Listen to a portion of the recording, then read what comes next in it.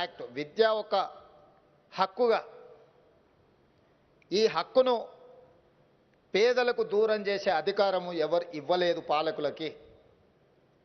ఈరోజు పాలకులు ప్రభుత్వంలో పేదలకు ఉచితంగా దాదాపుగా అందించాల్సిన విద్యను దూరం చేసి కార్పొరేట్ విద్యాలయాలను ప్రోత్సహించడానికి వీటిని ఒక రకంగా నిర్వీర్యం చేసే ప్రక్రియ కొనసాగుతుంది.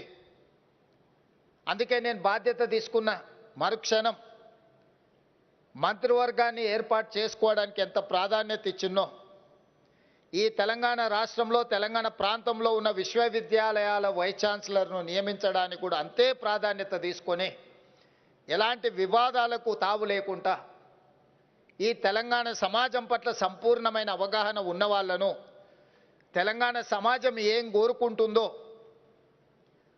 ఆ ఆలోచన అంతా అవగాహన ఉన్న వాళ్ళను ఈరోజు తెలంగాణలో ఉన్న యూనివర్సిటీలకు వైస్ ఛాన్సలర్గా నియమించడం జరిగింది. దీని వెనకాల చాలా ఆలోచనలు చేసినాం. యూనివర్సిటీలలో వైస్ ఛాన్సలర్లను నియమించడము బాధ్యత కాకుండా సామాజిక న్యాయం అనే కోణాన్ని కూడా ఈరోజు ఈ విద్యాశాఖలో నియమించిన వైస్ ఛాన్సలర్ల నియామకంలో మీకు కనిపిస్తుంది. ఒక్కసారి పేరున మీరు గమనిస్తే, ఉదాహరణకు 100 సంవత్సరాలు పైబడిన ఉస్మానియా యూనివర్సిటీకి ఏ రోజు కూడా ఒక దళిత సామాజిక వర్గం నుంచి వచ్చిన వ్యక్తి వైస్ ఛాన్సలర్గా నియామకం జరగలేదు.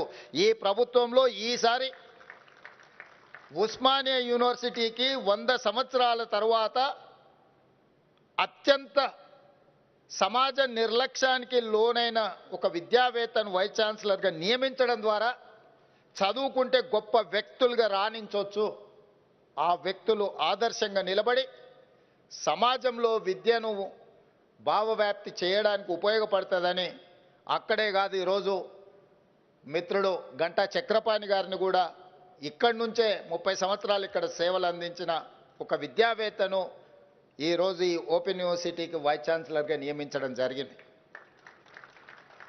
మీరు పాలమూరు యూనివర్సిటీ తీసుకున్నా, ఏ యూనివర్సిటీ అయినా మీరు ఒక్కసారి తీసుకొని పరిశీలించండి.